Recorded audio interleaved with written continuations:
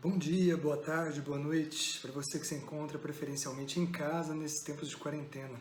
Eu sou o professor Robson Gomes Filho e estou aqui com vocês para mais uma aula do nosso canal História Online.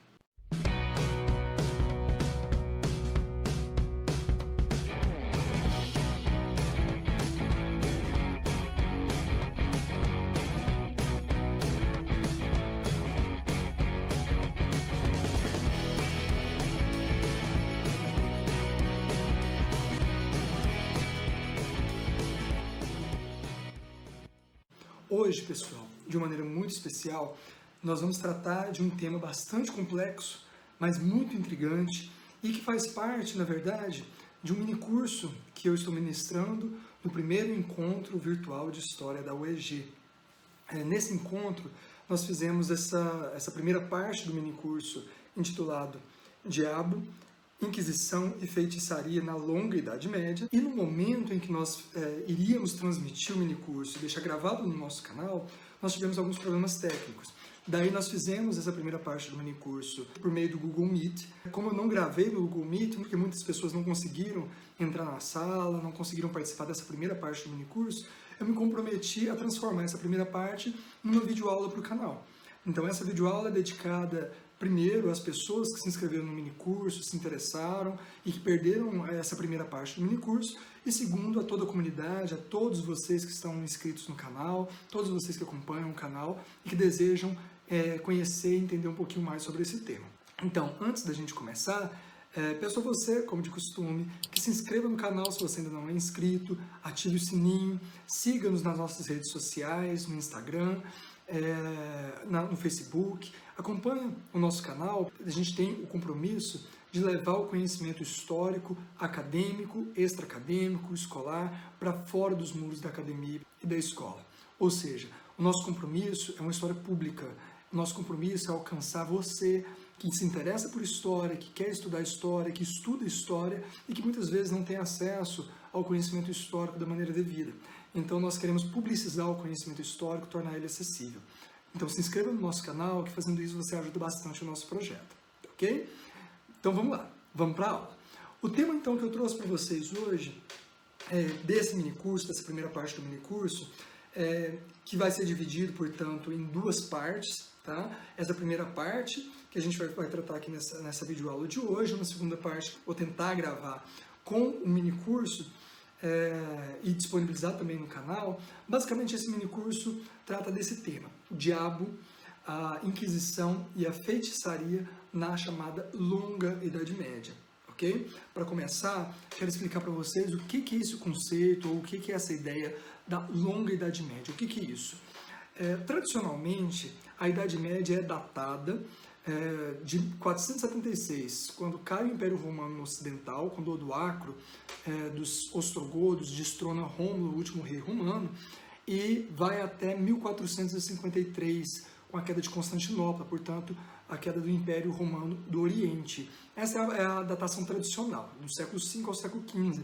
Mas muitos historiadores questionam ou tentam pensar uma nova data, especialmente de término, de início da Idade Média, até que existe um certo consenso da queda do Império Romano Ocidental, apesar de que todos os estudos sobre o Império Romano já mostram que essa queda real ela já vinha acontecendo há um bom tempo, né? Mas a queda final de fato se dá a partir de 476.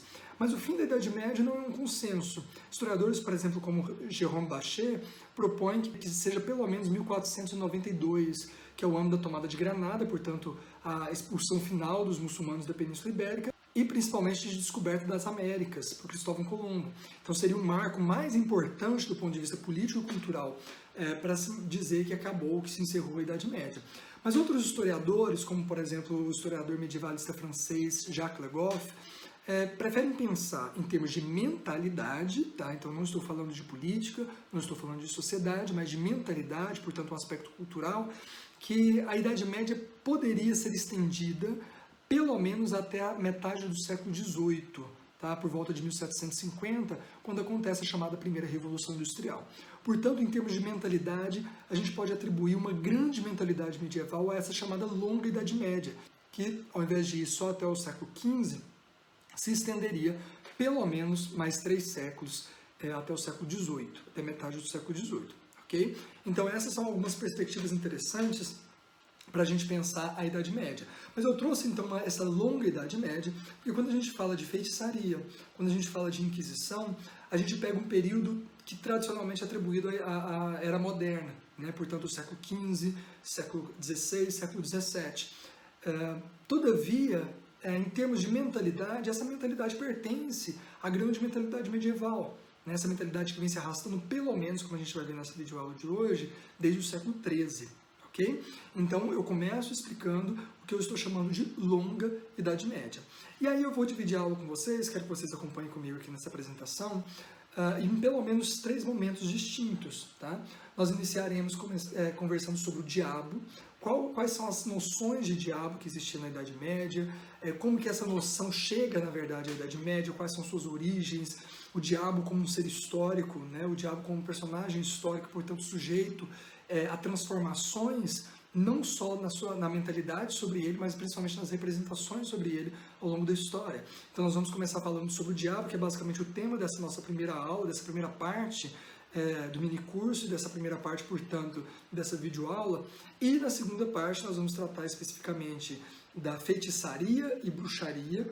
Tá? Nós vamos pensar o que é a feitiçaria, o que é a bruxaria, vamos pensar aspectos importantes que distinguem um conceito de outro, vamos pensar os ritos, as características, os aspectos históricos importantes que marcaram a bruxaria, especialmente do século XIII em diante, e por fim vamos falar da Inquisição. Tá? A Inquisição, que é um dos assuntos mais instigantes que tem em história, chama bastante a atenção das pessoas e muitas vezes é marcado por visões distorcidas sobre o que seja esse evento histórico que dura alguns séculos. Tá? Então, vamos falar um pouquinho sobre a Inquisição também, já na segunda parte do minicurso, portanto, também na segunda parte dessa videoaula, mas para a gente conseguir fechar e entender esse assunto de uma maneira geral. Espero que gostem. Estou aberto, evidentemente, para todo tipo de questionamento, sugestões, dúvidas. É só deixar aí embaixo, aqui nos comentários do vídeo, que a gente vai dialogar. Ok? Antes de começar a apresentação de fato, uma questão que é importante ressaltar. Esse assunto é um assunto muito delicado, né? Especialmente esse primeiro assunto que nós vamos tratar aqui sobre a figura do diabo. É delicado porque muitas pessoas, do ponto de vista religioso, têm algumas posições já formadas, têm algumas posições e algumas interpretações já muito consolidadas, próprios da teologia ou da tradição cristã.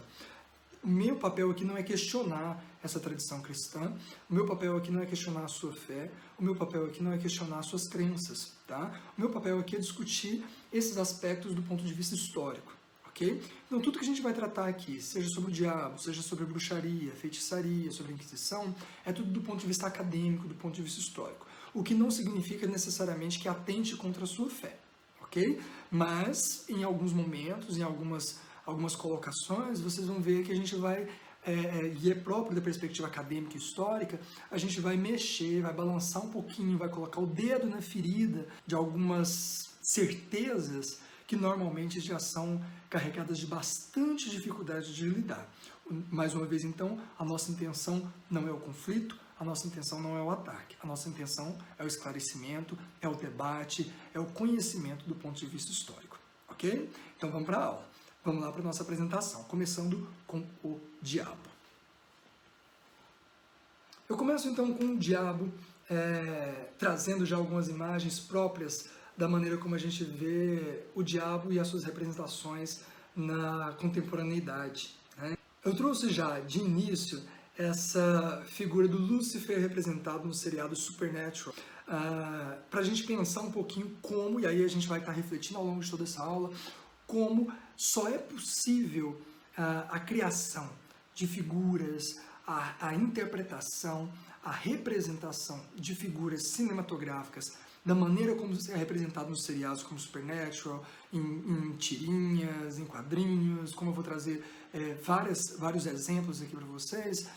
Só é possível interpretar, representar dessa maneira, porque a nossa sociedade de hoje nos permite relativizar a crença no diabo e a maneira como nós lidamos com essa figura, que seria impensável alguns séculos atrás, ok? Mas disso a gente vai estar comentando ao longo da aula. Eu já trouxe isso para a gente apimentar um pouquinho o nosso debate a partir de agora. Vamos lá? Eu começo com uma citação de Jérôme Bachet, página 321. Lúcifer é o nome do mais luminoso dos anjos antes de sua queda, mas continua a ser usado para designá-lo mesmo depois que se tornou o príncipe do inferno. Este é o caso, em particular, no teatro religioso no fim da Idade Média, no qual o recurso ao diálogo é uma exigência do gênero. Lúcifer é o Senhor, aprisionado nas profundezas do inferno, enquanto Satã é o primeiro dos seus seguidores, seu bode expiatório e encarregado de missões na Terra. Eu começo com essa citação interessante, porque ela já mostra como que, no final da Idade Média, criou-se uma demonologia, a gente vai falar um pouquinho sobre o que é isso daqui a pouquinho, tá? Tentando explicar como funcionava o inferno, como funcionavam os demônios, as suas hierarquias. E é interessante como termos, como Satã, Lúcifer, Diabo, que aparentemente significam a mesma coisa, começam a significar coisas distintas. E, claro, no imaginário popular significa a mesma coisa, ainda com vários outros nomes, como a gente vai ver aqui. Então eu comecei com essa citação já para dizer para vocês, para a gente entender o que é Lúcifer, o que é Satã, o que é Diabo, o que são todas essas coisas, a gente precisa começar com o léxico. A gente precisa começar com a origem dessas palavras, o que significa cada uma dessas palavras e, evidentemente, as muitas identidades, muitos nomes que são atribuídos a essa figura que no cristianismo representa a totalidade do mal. Okay? Então nós começamos com os seus muitos nomes, e os seus significados. E aqui eu já trago mais um personagem importante do mundo televisivo, de séries televisivas, que é Lúcifer, essa série que é muito bacana para quem quer pegar um pouco de uma perspectiva suave, digamos assim, do diabo e, de certa forma, cômica, enfim, tentar entender Lúcifer, a figura da mitologia cristã de Lúcifer, de uma maneira muito diferente. E que, mais uma vez, só é possível pensar o diabo, Lúcifer, da maneira como esse seriado, por exemplo, pensa numa sociedade como a nossa, pluralista e absolutamente permissível quanto à relativização de algumas crenças, de alguns dogmas religiosos, ok? Mas vamos lá. Vamos começar, então, com alguns nomes e tentando entender o que significa cada um deles. Diabo, por exemplo, vem de diabolos, que significa que separa, aquele que separa. Então, não necessariamente diabo, na sua origem, significava uma figura demoníaca, uma figura do mal, mas simplesmente aquele que separa. Demônio vem do grego demon, tá? Que na origem significa basicamente os espíritos bons ou maus, intermediário entre os deuses e os homens. Pessoal, sobre isso é importante, tá? Em quase toda religião antiga, em quase toda religião, especialmente politeísta do mundo antigo, e também do mundo atual, que fogem da dicotomia bem e mal do cristianismo, existem figuras intermediárias entre os homens, portanto os humanos, e as divindades. Essas figuras intermediárias, que podem ser uma espécie de entidades espirituais, que muitos, que na mitologia cristã são chamados de anjos, por exemplo, são, em geral, conceituados como demônios. Tá? Então, quando a gente pega no mundo antigo, e mesmo no mundo medieval, com algumas religiões chamadas pagãs, que a gente vai discutir depois em algumas outras aulas, outras videoaulas mais para frente, como, por exemplo, também a gente pode encontrar em algumas religiões de matriz africana, como é o caso da Umbanda e do Candomblé, o demônio, ou a figura do demônio, não é vista necessariamente como má, porque não há esse dualismo, portanto, essa separação estrita entre bem e mal, ok? Essas religiões são aquilo que a gente chama de anamastésicas. Por isso, o que significa anamastésico? Não fazem essa separação rígida entre bem e mal. Então, quando a gente pega Exu, por exemplo, na Umbanda, é uma figura anamastésica normalmente associada ao demônio, às imagens do demônio ou dos demônios.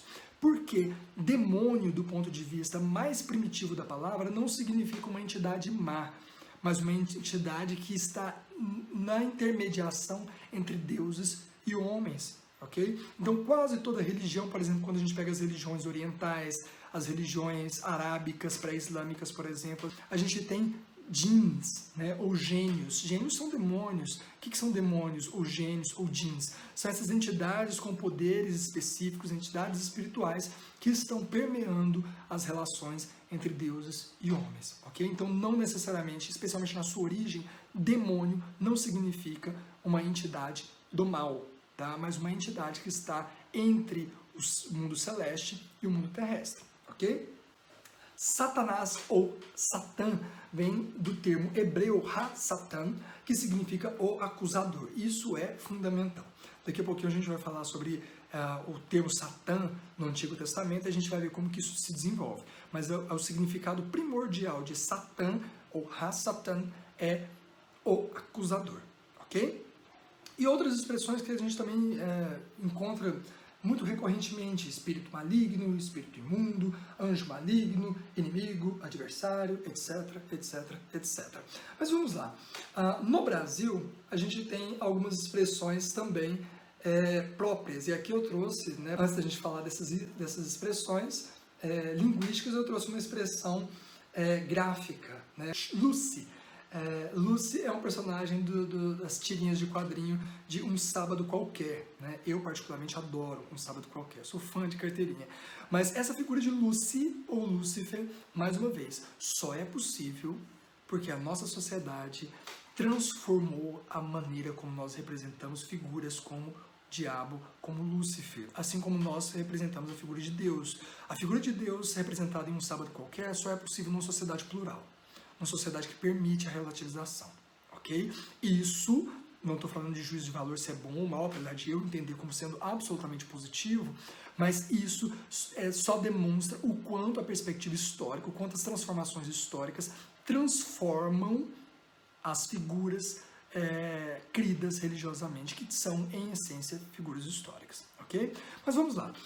Algumas expressões brasileiras que expressam a figura do diabo, a figura de Lúcifer, a figura do demônio, tá? Dentro do cristianismo. Renegado, azarapé, canho, cão, coisa ruim, coxo, caramunhão, cujo, dadadubá, dubá, ele, galhardo, homem, indivíduo, mafarro, não sei quem diga, o que nunca ri, outro, pé preto, que diga, rapaz, sujo, tal, temba, tisnado, tristonho, aiangá, barzabu, beiçudo, bode preto, canhoto, capeta, caravelhudo, coisa, condenado, caramunhano, demônio, Diogo. Essa é uma curiosidade, né? Para você que chama Diogo ou chama Diego, a origem do seu nome é diabo, demônio. Dragão, dubá, excomungado, feio, inimigo, jurupari, lá de baixo, maioral, maldito, mofento, pé cascudo, pé de cabra, provinco, rabudo, sapucaio, serpente, tendeiro, zarapiro. Enfim, né? No Brasil, no interior do nosso Brasil, na extensão da diversidade maravilhosa cultural que nós temos no Brasil, o diabo é representado das mais diversas maneiras. E também, por isso, nos mais diversos nomes. É interessante a gente perceber essa diversidade de nomes que é atribuída ao diabo, para a gente perceber que em cada região, em cada expressão cultural em que esse nome é colocado de maneira singular, está aí uma representação também singular do diabo. Essa é a primeira grande pergunta que eu coloco para vocês. É o diabo, assim como Deus, uma figura que foge à história? É uma figura que está isenta das transformações históricas? Do ponto de vista acadêmico, do ponto de vista histórico? Não. Nem o diabo, nem Deus. Tanto o diabo quanto Deus não estão fora do tempo, não estão fora da história. Apesar da crença cristã, né, entender, pelo menos a boa parte das teologias cristãs, entenderem que Deus é o criador da história, é o criador do tempo, portanto está fora do tempo, fora da história. Para nós historiadores, Deus e o diabo são personagens históricos, portanto estão, como todas as outras coisas, imersos no tempo e por isso sujeitos a todo tipo de transformações advindas das transformações históricas e, portanto, das representações culturais que as pessoas fazem dessas personagens, dessas entidades, dessas divindades, ok? Dito isso, nós vamos para as origens, portanto, da maneira como o diabo surge enquanto uma figura histórica de fato. Vamos lá. As origens do diabo. Espíritos inteligentes que são persistentes e inteiramente maus parecem terem aparecido nas mitologias mais tarde e apenas em contraste com as divindades que representavam a bondade pura, isto é, apenas dentro de uma perspectiva dualista, citando Kochakovsky, página 244. Então, olha só, importante. é muito recente, mas muito recente mesmo em termos de história, essa atribuição aos demônios, portanto, a espíritos, a ideia de ser totalmente maligno dentro de uma figura ou de uma entidade espiritual. Okay? É muito recente porque, como eu disse, todas as religiões antigas, inclusive a religião judaica, né, da qual se deriva o cristianismo, até um certo momento, como a gente vai ver, não entende o diabo como uma figura totalmente má. O que acontece historicamente, quais são os eventos ou as transformações históricas que estão por trás da criação ou da transformação desses espíritos anamastésicos, portanto, que transitam entre o bem e o mal, como toda entidade, como toda divindade, o que faz, quais são os eventos ou o ponto de partida para que haja essa transformação da figura do diabo? A transformação da figura de Deus. Né? É só quando surgem as divindades totalmente boas, ou a atribuição das divindades totalmente boas, é que você cria a necessidade da transformação, da atribuição de uma entidade totalmente má. Ok? A gente vai ver isso, como que isso aparece, como que isso vai se dar dentro do processo, especialmente da religião judaica, porque eu vou pegar a religião judaica como origem da religião cristã, que é o que está aqui em jogo nessa aula que a gente está discutindo sobre Idade Média, para a gente entender a origem e as transformações históricas do diabo. Vamos lá? Então eu começo com o zoroastrismo. Para a gente entender essas origens, a gente tem que voltar na Pérsia, tá? O domínio da Pérsia sobre a Palestina no final do Antigo Testamento, que se dá por volta do ano 450 a 331 a.C., período marcado pelo profeta Malaquias. Então olha só, pessoal, os judeus, só fazer uma pequena recapitulação, os judeus que viviam na região da Palestina, tá? Eles tiveram contato importante com uma série de civilizações que estavam em volta deles, ok?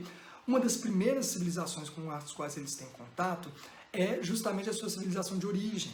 É preciso lembrar que o patriarca da civilização judaica, hebraica, judaica, é Abraão. E Abraão sai da cidade de Ur, na Mesopotâmia, para ir até a Palestina, a terra que ele entende como sendo terra prometida. Então, o primeiro contato importante com a cultura mesopotâmica. Por exemplo, o mito de Noé, né, e aí, mais uma vez, mito não significa mentira, tá, mas significa uma versão religiosa de acontecimentos possivelmente históricos, mas o mito de Noé advém de um mito muito anterior a ele, que já existia na Mesopotâmia muito antes da fundação do hebraísmo ou do judaísmo, tá, que é o mito ou epopeia de Gilgamesh. Tá?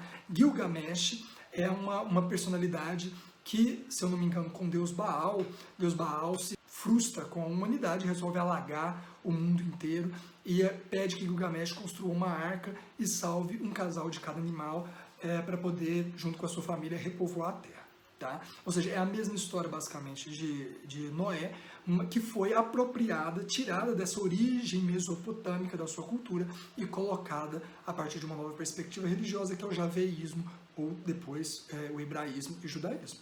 Okay? Então, o primeiro contato é justamente com a Mesopotâmia.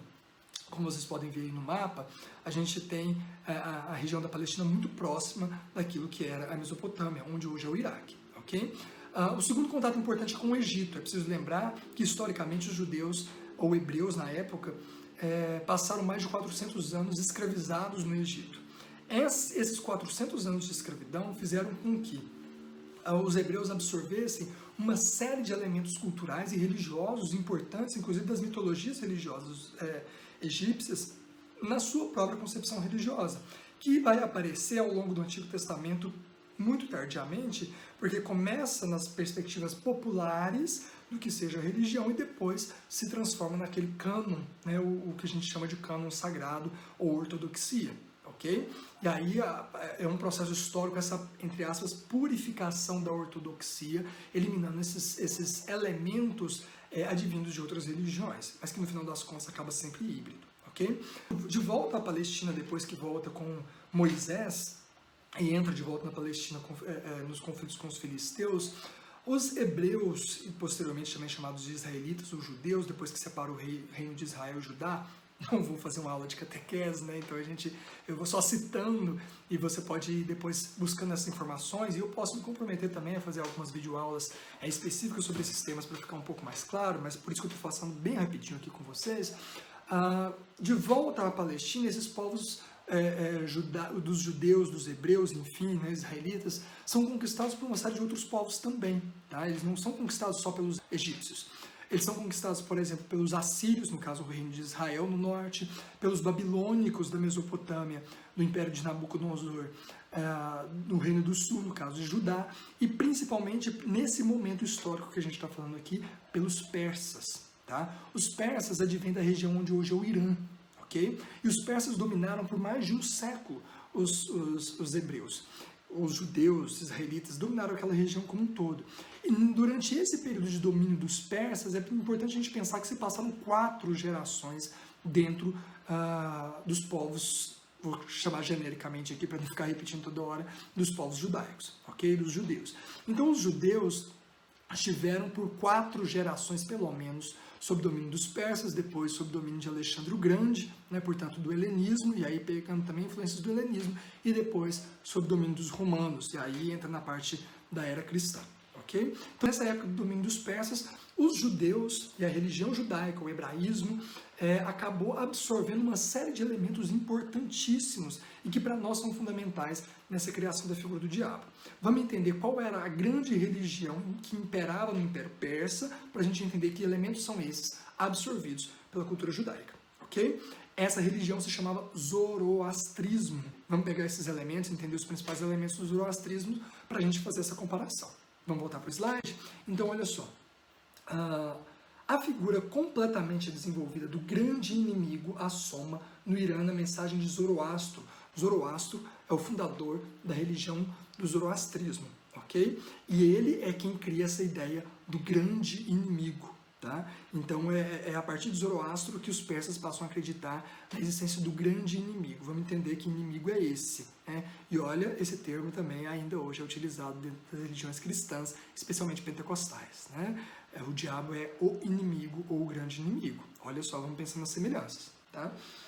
Ao lado de Akura, o Senhor, guardião da ordem cósmica, legislador e criador, existe o seu inimigo coeterno Angro-Mainyuk, ou Ahriman, deus da destruição e do engano. Então, olha só, os persas zoroástricos acreditavam que existiam 2 divindades, tá?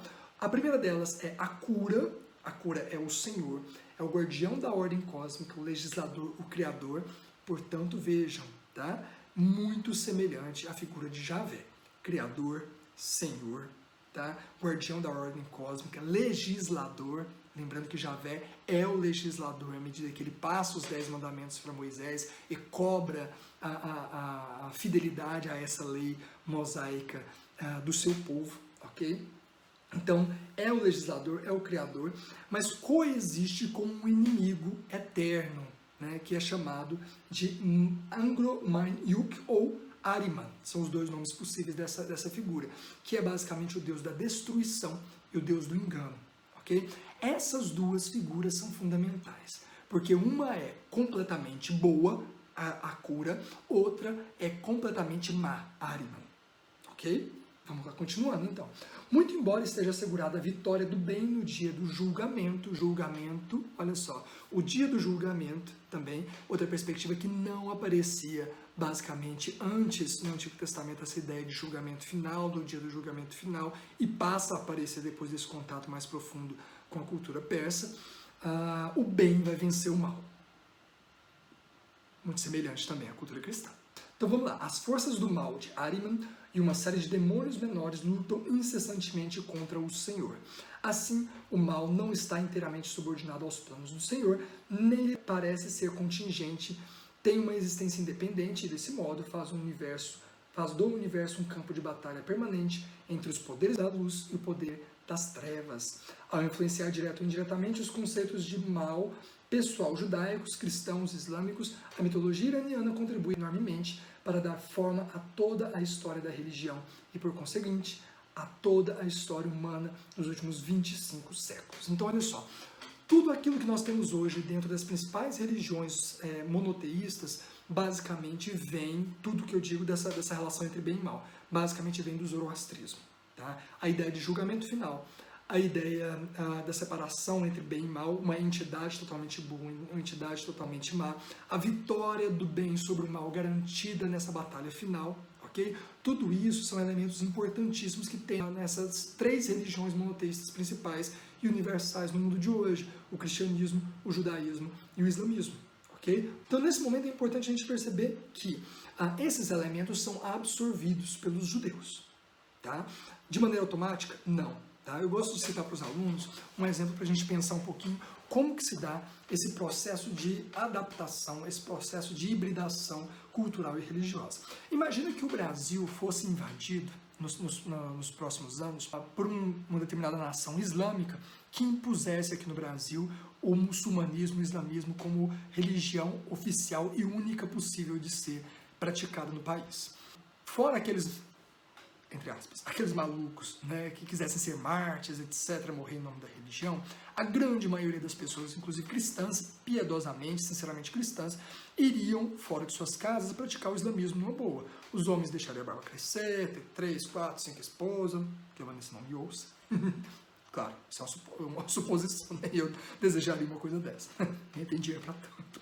Teria várias esposas, a gente iria para as mesquitas, fazer o jejum no mês do Ramadã, ter que orar voltado para Meca, etc. Tudo aquilo que você pode encontrar nas aulas sobre o islamismo, que já tem aqui no nosso canal e que eu já ministrei e coloquei aqui para vocês, ok? Imagina que a gente fosse imposto a nós essas culturas. A pessoa que é cristã, dentro de casa, continuaria praticando o cristianismo, escondido das autoridades, né? Embora estivesse sob o olhar dos vizinhos que poderiam denunciá-los. Mas o fato é que essas pessoas praticariam numa boa o cristianismo dentro de casa e fora de casa o islamismo. Para a pessoa que viveu esse período de transição, essa diferenciação é muito clara. Mas imagine o filho dessa pessoa. Talvez absorva muito facilmente a cultura dos pais, mas fora de casa, na escola, na mídia, nas redes sociais, sempre elementos do islamismo tempo inteiro. Se o filho, portanto, a segunda geração, de certa forma vai se adaptar, mas ainda preservando boa parte da cultura dos pais e da religião dos pais, que é uma religião subalterna, imagina o neto, portanto, a terceira geração, que cada vez vai ficando mais distante dos avós, e aí a gente precisa lembrar que nesse tempo que a gente está falando aqui, você conhecer o seu avô era uma raridade, porque o tempo de vida é curto das pessoas nessa época, fora alguns personagens bíblicos que vivem supostamente 800 anos, mas imagina então o neto, e depois o bisneto, e depois o tataraneto, e por aí vai. Ou seja, quanto mais vai passando as gerações, mais vai se absorvendo elementos híbridos de uma cultura e outra. E é isso que acontece aqui. Então os judeus absorvem parte dessa cultura importante do zoroastrismo, e isso vai começar processualmente a ser incorporado nos cânones na ortodoxia judaica. Okay? Vamos ver como isso acontece, então, a partir de alguns outros elementos que a gente vai discutir aqui. Começando pelo Antigo Testamento. Tá? No Antigo Testamento, a gente começa, para entender a transformação da figura do diabo a partir desse elemento histórico que a gente acabou de falar aqui, do domínio persa sobre os judeus a partir do século V, século IV, com a figura de Satã. O que era Satã e o que se transformou Satã ao longo do Antigo Testamento. O que significava Satã, a gente já falou agora há pouco. Ha-Satã significava o acusador. Mas vamos lá. Então, para a gente pensar em Satã. Nos textos mais primitivos do Antigo Testamento, a expressão Satã não designava uma personagem determinada, mas o adversário de um outro homem, e esse adversário era terrestre e não celeste. Então, olha só. Primeira coisa importante. No Antigo Testamento, nos textos mais antigos do Antigo Testamento, a palavra Satã, quando aparece no original, ela não designa uma figura celeste, uma divindade, um anjo, nada disso. Significa uma outra pessoa que é quem te acusa. Então, a pessoa que acusa você, ela é o seu Satã, portanto, ela é o seu acusador. Na raiz, na origem, é só isso que significa essa palavra. Por exemplo, olha só, em 2 Samuel, segundo livro de Samuel, capítulo 19, versículos 17 a 24, a palavra é sinônimo de acusador. Apesar de os versículos não evocarem uma corte nem um tribunal. No Salmo 109, o salmista exprime sua pena. Ele se queixa de estar cercado de inimigos e pede a Deus que lhe envie um Satã para citar o seu caluniador judicialmente. O contexto e a linguagem são ali claramente jurídicos. Então olha só que interessante, né? Já que duas passagens bíblicas, tá, de textos antigos, se a gente pegar o segundo livro de Samuel, a gente está falando de cerca de 1000 anos antes de Cristo. Então, nesses livros mais antigos, a gente tem o termo Satã designando claramente uma pessoa terrestre. Tá? Então, quando Davi, nos seus salmos, reclama ou queixa-se da quantidade de inimigos que está cercando ele na sua intimidade, e ele pede a Deus que envie um Satã, ele não está pedindo para enviar um demônio, né? Pelo contrário, está pedindo que envie um acusador, portanto, uma pessoa que diga a ele, olha só, quem são os seus inimigos, quem são as pessoas que estão te atacando, quem são as pessoas que estão te caluniando. Ok? Portanto, significa só isso, única e exclusivamente isso, acusador. Ok? Mais tarde, o termo designava um anjo a serviço de Deus, cuja função era acusar os homens junto ao tribunal celeste. Dizia-se então o Satã, como se diria hoje em dia o procurador. Esse Satã acusador aparece em 2 livros da Bíblia, do profeta Zacarias, capítulo 3, versículo 1, e principalmente o de Jó, capítulos 1 e 2. Em seguida, Satã substantivo tornou-se Satã nome próprio, como a gente vê em 1 Coríntios, já no Novo Testamento, capítulo 21, versículo 1. Então, olha só, a gente percebe então, nesses 2 livros, de Zacarias e de Jó, como que a palavra Satã passa a designar uma entidade celeste. Okay? Então, sai do adjetivo, Satã começa como um adjetivo, aquele que acusa ou acusador, e passa a ser um substantivo, né? Ou seja, Satã deixa de ser aquele que acusa para ser um substantivo. Satã é uma pessoa, é uma personagem, é um ser celestial, ok? Que não tem um nome próprio, Satã, né? Mas ele é um Satã, ok? Ele é o Satã, ou ele é um Satã, portanto, um ser celestial, como a gente vai falar principalmente agora no livro de Jó. E lá no Novo Testamento ele passa a ser um nome próprio, uma personalidade, que é quem é chamado de Satanás. Ok? Vamos entender como é que isso acontece, especialmente a partir do livro de Jó, que é a nossa próxima reflexão. Olha só, no livro de Jó, o diabo ele passa a ser um auxiliar de Deus. Olha que interessante, no livro de Jó não há qualquer indício de que o diabo seja um inimigo de Deus, ou que seja uma entidade do mal. Pelo contrário, ele é um auxiliar de Deus, de maneira bastante curiosa, como a gente vai ver aqui. Olha só, vamos citar o livro, fazer uma leitura do próprio livro de Jó, capítulo 1, versículo de 6 a 12. E num dia em que os filhos de Deus vieram apresentar-se perante o Senhor, veio também Satã ou Satanás entre eles. Então, olha só, a figura aparece aqui como quem não quer nada. Veio os filhos de Deus apresentar-se diante deles, esses filhos possivelmente, provavelmente eram os anjos, e dentre os filhos de Deus estava o Satã. Satanás estava entre os filhos de Deus. Não quer dizer que ele fosse um dos filhos de Deus, mas também não quer dizer que ele fosse uma coisa separada. Simplesmente ele estava entre os filhos de Deus, portanto, a serviço de Deus. Então o Senhor disse a Satanás, de onde vens? E Satanás respondeu ao Senhor e disse, de rodear a terra e passear por ela. E disse o Senhor a Satanás, observastes tu a meu servo Jó? Porque ninguém é na terra semelhante a ele, homem íntegro e reto, temente a Deus e que se desvia do mal. Então respondeu Satanás ao Senhor e disse, porventura teme Jó a Deus debalde? Porventura tu não o cercaste de sebe a ele e a sua casa e a tudo quanto tem? A obra de suas mãos abençoaste e o seu gado se tem aumentado na terra. Mas estende a tua mão e toca-lhe tudo quanto tem e verás se não blasfema contra ti na tua face. E disse o Senhor a Satanás, eis que tudo quanto ele tem está na tua mão. Somente contra ele não estenderás a tua mão. E Satanás saiu da presença do Senhor. Vamos analisar essa situação, essa cena, tá? De um livro basicamente literário, dentro do Antigo Testamento, mais do que um livro histórico. O livro de Jó é um livro literário, mas que expressa uma crença da época. Vamos lá.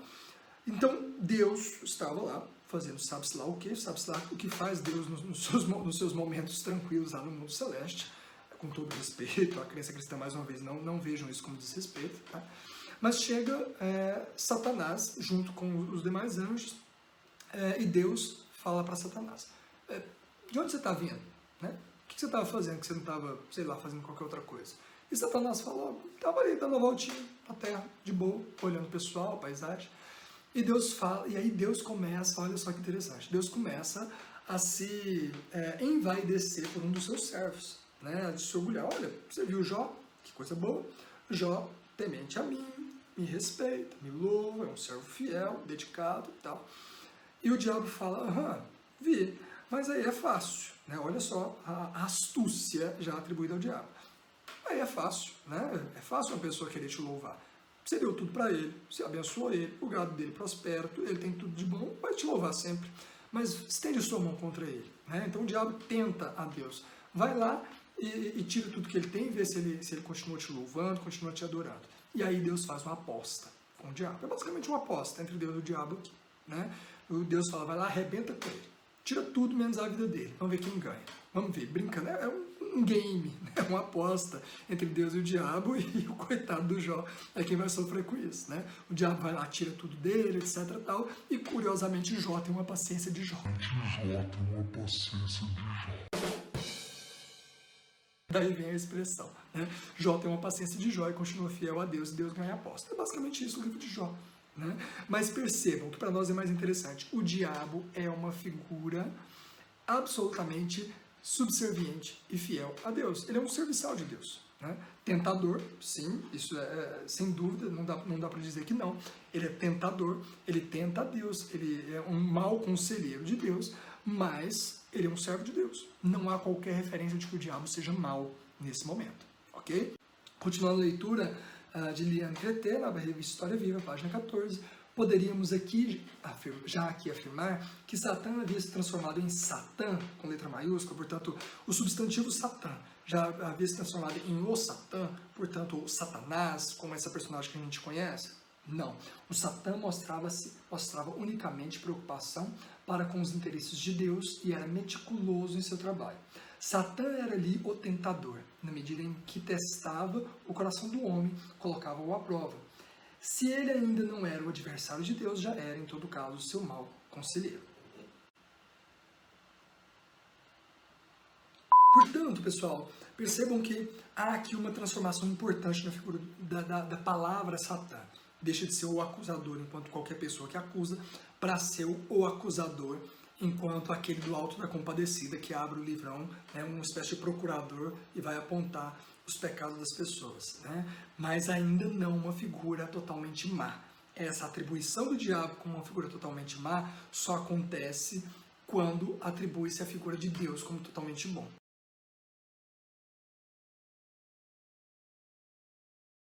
Progressivamente, Satã começa a assumir algumas funções de Deus. Que função é essa? A função de causar males. Né? Deus é o grande responsável por todos os males, assim como todas as benesses do mundo até esse momento. Porque Ele é o único Deus, Ele é o único que existe no mundo celeste, Ele é o Criador de tudo, é o responsável por tudo. Então é o mesmo Deus que jogou as pragas no Egito.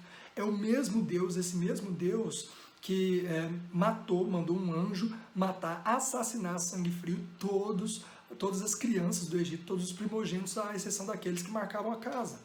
Né? Esse é o Deus. Né? Ou seja, é um Deus que tem ações de ira, é um Deus que tem ações de cólera com o seu povo. Mas essas ações de fúria, essas ações de cólera não se compatibilizam com um Deus, a cura. Portanto, com um Deus do zoroastrismo que seria totalmente bom. Vamos ver que consequências isso tem. Olha só, em 2 Samuel, capítulo 24, versículo 1, e aí é importante lembrar, o livro de Samuel, principalmente o segundo livro de Samuel que a gente está citando, ele foi escrito entre o século XI e o século X a.C. Mas peraí, século XI para o século X? Sim. A gente divide a linha histórica, só fazendo esse parêntese, em era cristã ou era atual e era antes de Cristo, né? Ou a era não atual. Antes de Cristo, ou a era antes da era presente, ela é contada regressivamente. Se o nascimento de Cristo, como marco, é o ano zero, tudo que a gente conta, tudo que está mais antigo está crescente no século. Então, século I, século II, século III, século IV para trás. Tá? E a partir de Cristo, evidentemente, progressivamente. Século I, II, III, etc., até chegar ao XXI, que é o que a gente está. Então, nesse sentido, quando a gente fala do século XI para o século X, a gente está falando do mais antigo para o mais recente, na era pré-cristã. ok? Portanto, o livro de 2 Samuel foi escrito cerca de 1000 anos antes de Cristo. Importante. E a gente acabou de falar agora há pouco que o domínio dos persas sobre os judeus se deu por volta do século 4, 5 a.C. Por isso a gente está falando aqui de um período de pelo menos 500 a 600 anos antes da invasão persa, antes do contato direto dos judeus com o zoroastrismo. Okay? Então, nesse livro de Samuel, escrito por volta de 1000 anos antes de Cristo, ficamos sabendo que a cólera de Javé se inflamou contra os israelitas e que ele incitou Davi contra eles, organizando o recenseamento das populações de Israel e de Judá.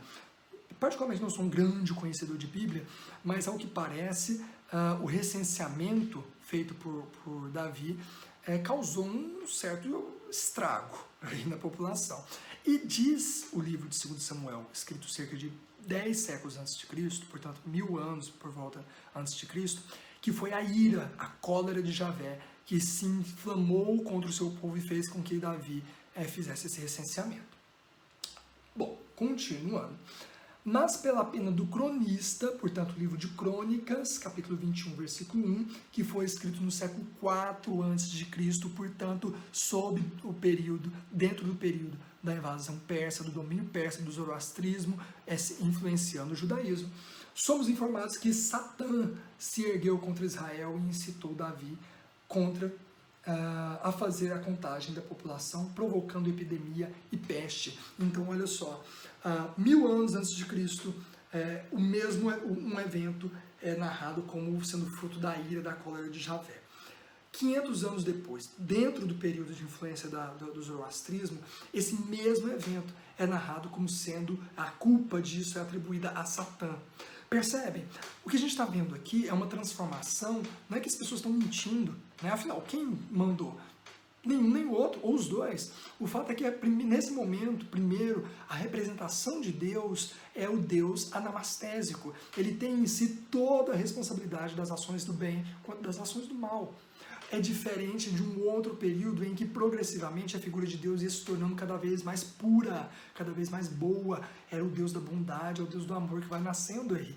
E esse Deus do amor, esse Deus da bondade precisa expurgar todo o seu mal, tirar de si todo o seu mal, para que ele seja esse Deus a cura, para que ele seja esse Deus do zoroastrismo. Esse Deus totalmente bom.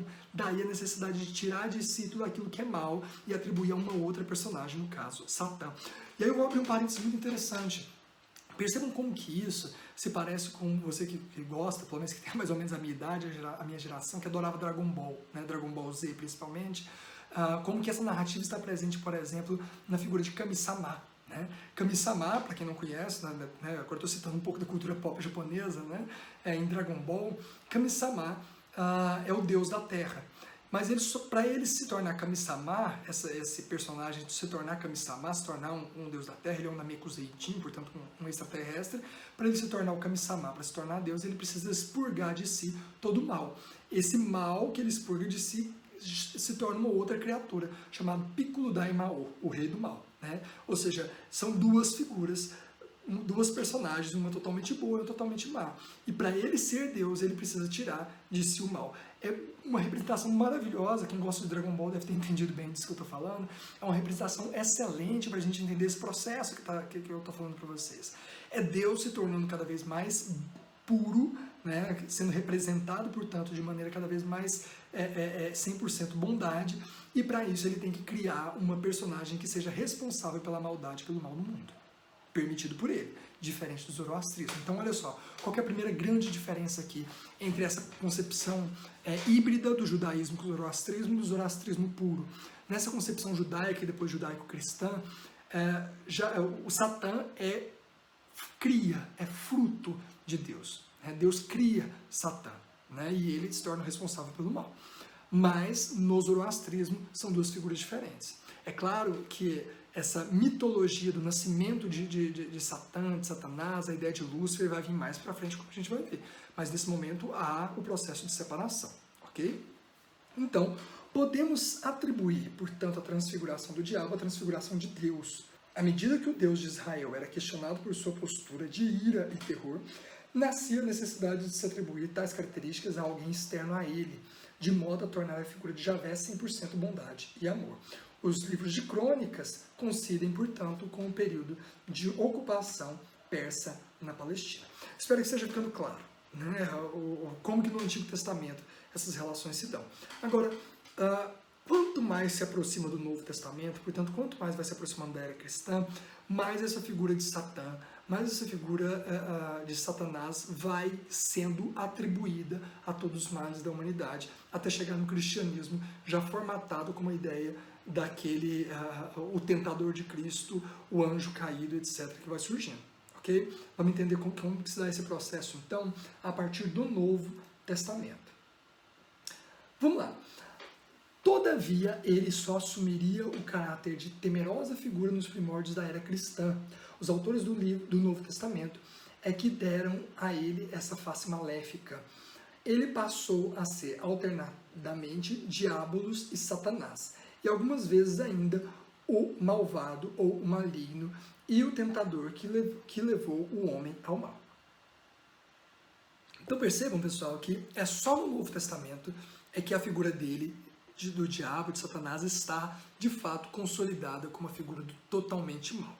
Ok? E claro, uma vez que houve uma transformação como essa, é preciso dar uma origem, dar uma história para isso. E aí, progressivamente se cria, como a gente vai ver daqui a pouquinho, a criação dessas lendas, né, ou dos mitos, mais uma vez, não é mentira, mas com uma visão religiosa da realidade, de onde veio Satã, né, o anjo caído, etc, etc, etc.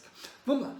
A primeira figura importante sobre isso, nesse processo, é a atribuição da figura de Satã lá no início de tudo, né? Portanto, tentar colocar esse Satã, que só no final ali, quase na era cristã, só no final do Antigo Testamento, começo do Novo Testamento, é de fato mal, é preciso atribuir a ideia de que ele sempre foi mal, de que ele sempre estava lá, né? Por isso que no Novo Testamento, no cristianismo especificamente, a serpente no Jardim do Éden é Satã. Percebam, e aí muitos de vocês talvez tenham se perguntado, peraí, mas como assim que Satã, a figura do diabo, não é má desde o Antigo Testamento? Estava lá, a cobra, peraí, onde no livro de Gênesis, onde naquela narrativa do Jardim do Éden, é dito que a serpente é Satã, que a serpente é Lúcifer. Não, que a serpente sequer é má, não há essa atribuição. Vamos ver? Olha só. No tempo de Jesus, ele foi identificado como a serpente do livro de Gênesis, que incitou nossos ancestrais à desobediência para com Deus e provocou a queda do homem. Ora, originalmente a serpente não era senão um dos animais criados por Javé.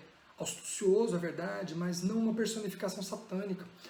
Foi, contudo, assim que ela passou para a posteridade. No livro de Sabedoria, capítulo 2, versículo 23 a 24, ela é considerada como aquela por meio da qual o mal chegou ao mundo. O grande apóstolo Paulo também identificou Satã como a serpente da Gênese. Assim como ele seduziu Eva, assim também ele tentava então seduzir os cristãos para afastá-los dos caminhos traçados por Cristo, e Paulo considerou Satã ainda mais perigoso por poder, disse ele, se disfarçar de anjo de luz. Então, olha que doideira, né? No cristianismo, de fato, nesses séculos que vão se sucedendo a partir do início da era cristã, é que o diabo, é que Lúcifer vai se tornando o diabo, vai se tornando um demônio, vai ganhando essa face do mal e vai sendo atribuído a ele coisas que ao longo de séculos, ao longo de milhares de anos, não era atribuído a qualquer figura desse tipo, como a questão da serpente. É aqui que a serpente se torna Lúcifer, ou se torna o diabo, ou se torna má. No Gênesis, de fato, no livro, não há essa atribuição, como eu disse a vocês. Ali a serpente é um animal como qualquer outro, astucioso, sim, astuto, né? Mas não necessariamente mau. Okay? Esse é o início dessa transformação, até Paulo, por exemplo, começar a falar que esse ser ainda tem a possibilidade de se disfarçar de anjo de luz. Mas aqui ainda não dito como sendo um anjo de luz caído, como depois vai ser atribuído a ele. Percebe? É um processo, a transformação e a criação dessas histórias, ou dessa personagem que chegou até nós no século XXI. Vamos lá. A partir disso, a gente já entra num outro aspecto interessante das transformações dessa figura do diabo já dentro do Novo Testamento. Agora, Percebem? Cada vez mais progressivamente transformando essa figura e atribuindo a ele novos elementos, até se transformar nessa figura que hoje é o diabo, é o demônio, é Lúcifer, capaz de entrar nas telinhas da televisão em seriados como representações completamente diferentes, né? Por quê? Porque essas transformações não terminaram, essa figura nunca está pronta, como a própria figura de Deus nunca está pronta, está sempre em transformação como qualquer personagem histórico. Vamos lá, então as possessões, essa é outra, e aí eu trouxe essa figura horrorosa aqui para quem se lembra também da minha geração, quando fala de possessão lembra sempre do Exorcista, né? Mas vamos lá, olha só. Quanto aos demônios, eles também fariam parte das forças do mal. A crença nos demônios, nas possessões demoníacas, era um fenômeno cultural na época de Jesus. Os demônios são extremamente numerosos nos evangelhos. Eles assombravam as sepulturas, como se encontra em Mateus 8, capítulo 28, versículo 28, cavados nos flancos das montanhas, como se vê em Marcos, capítulo 5, versículo 6, e os locais inóspitos, Mateus, capítulo 12, versículo 43. Não podendo gozar senão de moradas provisórias, refugiavam-se nos corpos humanos, aniquilando a vontade. Então, olha só, aqui no Novo Testamento, começa a existir a figura de Satã, como sendo a personificação do mal, mas esse Satã supostamente comandaria uma legião de demônios. E esses demônios, percebam, volta a essa figura do espírito, volta a figura dessa entidade que existia no mundo antigo em diversas religiões e que, nesse momento, praticamente não tem qualquer influência no mundo judaico, mas que dentro do cristianismo judaico, naquele momento, se a gente pensar Cristo como sendo judeu, esses elementos já estavam introjetados. E de onde vêm esses elementos? Ora, da própria dominação, depois da cultura persa, depois da dominação persa, vem a dominação de Alexandre o Grande, a dominação macedônica, que a gente chama também de helenismo, ou seja, da imposição da cultura grega, né, da influência da cultura grega sobre os povos dominados, dentre eles os palestinos, os judeus, ok? Aí depois a romana, que também bebeu bastante, praticamente simulou a cultura grega helenística. Mas o fato é que a cultura grega acreditava na existência de demônios, acreditava nessas entidades que existiam entre os deuses e os homens que tinham funções diversas. Por exemplo, Sócrates tinha um demônio pessoal e sempre lhe ajudava nas suas reflexões filosóficas. Isso está nos seus escritos, né, ou nos escritos atribuídos a ele. Ou seja, esse aspecto, possivelmente, da influência da cultura grega, tá, portanto helenística, talvez também romana, vai ser absorvido pela cultura judaica, que na época de Cristo, claro, a gente está falando de culturas populares, acreditava-se que os demônios habitavam o mundo, a natureza e podiam possuir as pessoas. Ora, no Antigo Testamento não há menção a demônios e sequer a possessão de pessoas. Há uma passagem ali de Saul, em que Saul, o rei Saul, não me lembro exatamente qual livro da Bíblia, ele teria sido tomado por um espírito mau, né, quando foi consultar uma bruxa para saber sua previsão sobre o futuro, etc, etc, etc. Mas o fato é que ali, essa ideia da possessão do espírito mau está muito mais ligada à crença da cultura pagã ao mundo judaico, portanto da bruxa que foi condenada, etc, etc, do que a crença do próprio judaísmo. Isso fica muito claro. Portanto, a crença do próprio judaísmo ou hebraísmo naquele momento, não existe essa figura dos demônios, que são atribuições do Novo Testamento já depois desse processo muito intenso de hibridismo religioso a partir das conquistas, das muitas conquistas da Babilônia, dos assírios, que são mesopotâmicos, depois dos persas, depois dos macedônicos, que são de cultura grega e helenística, depois dos romanos. Tudo isso influencia e transforma a religião, a cultura, as crenças judaicas e depois na fundação do cristianismo. Ok? Então, essas ideias das possessões demoníacas são fundamentais para a gente perceber essa transformação. As próprias religiões mesopotâmicas, como eu disse para vocês, durante esse processo de transformação, de apropriação religiosa, de hibridação cultural, tem um peso importante. Olha só, por exemplo, eles também eram 7 no corpo de Maria Madalena, eles quem? Os demônios, né? Antes que Jesus a libertasse. Esse número 7 mostra a influência mesopotâmica sobre os autores judeus, pois, segundo as antigas religiões da Mesopotâmia, os demônios eram em número de 7. Cada um deles, diz o exegeta Edouard Tourné, membro do Instituto Católico de Paris, tinha sua especificidade, o seu nome próprio. Um se ocupava da cabeça, outro da garganta, o terceiro do pescoço, o quarto do peito, o quinto da cintura, o sexto da mão e o sétimo do pé. Assim como na Babilônia opunham-se os 7 deuses bons aos 7 deuses maus, em Israel os 7 anjos se opunham aos 7 demônios. Portanto, olha só, aqui é uma influência clara da Babilônia, tá? Da Babilônia e da Mesopotâmia, que mais uma vez, o processo é basicamente esse. Depois da dominação egípcia, passa um bom tempo em que os hebreus são um povo basicamente dependente, que depois se torna monarquia, com Saul, depois divide, etc., no reino do norte de Israel, que é dominado pelos assírios, aí começam as dominações, que são mesopotâmicos, o reino de Judá, os judeus, portanto, dominados pelos babilônicos, que também são mesopotâmicos, depois ambos dominados pelos persas, depois pelos macedônicos de Alexandre o Grande e depois pelos romanos. Então, é esse processo de dominação que faz com que essa apropriação, que essa fusão, que essa hibridação cultural e religiosa aconteça, ok? Por fim, a presença do diabo em alguns evangelhos apócrifos, né? Também criando mais ainda e atribuindo novos elementos a essa personagem do diabo no Novo Testamento. Só que no Novo Testamento agora pensando, evidentemente, em livros apócrifos. Um parênteses importante, o que são livros apócrifos? Tá? No século IV, Jerônimo, que a Igreja Católica chama de São Jerônimo, porque é canonizado, pós-concílio de Nicéia, naquele contexto, vai fazer a seleção de quais livros, quais textos sagrados deveriam ser considerados canônicos, portanto, os únicos possíveis de serem entendidos como a mensagem divina, a mensagem correta de Deus. Todos os textos que divergiam daqueles se tornaram apócrifos, portanto, designados como não sendo a mensagem autêntica de Deus aos homens, ok? Então, isso é importante para a gente saber, porque uma série de livros de evangelhos também foram escritos, mas não foram considerados canônicos, portanto, não foram considerados de inspiração de fato divina. Okay? Isso também acontece com o Antigo Testamento, os próprios judeus fizeram suas seleções, daqui a pouco a gente vai falar do profeta Enoque, por exemplo, fizeram as suas seleções de quais textos do Antigo Testamento ao longo da história uns tinham, depois saíram, etc., para dizer que é canônico ou não. Okay? Mas vamos lá, voltando então.